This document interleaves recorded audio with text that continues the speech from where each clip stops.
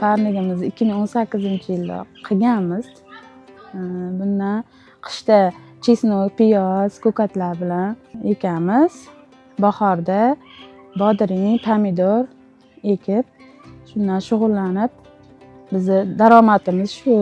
Mahalla bankiri Farog'at oyi tavsiya qildilar. Trust bankdan qiynalmasdan pullar oldik.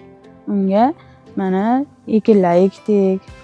Mana uyda hamma oilam bilan, bola chaqalarim bilan uyda dasturxon atrofida xursandchilik bilan o'tiramiz. Mana xo'jayinim shaydalar, chetda emaslar. Shayda ishlar, daromad topib, xursand bo'lib, bola chaqalarimizni boqyapmiz.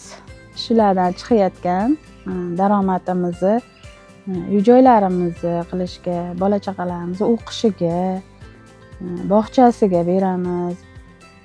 Bolalarimizni o'qishiga, kurslariga beramiz. Xotirjam bolalarimizni jo'natib, uyda kutib o'tiramiz.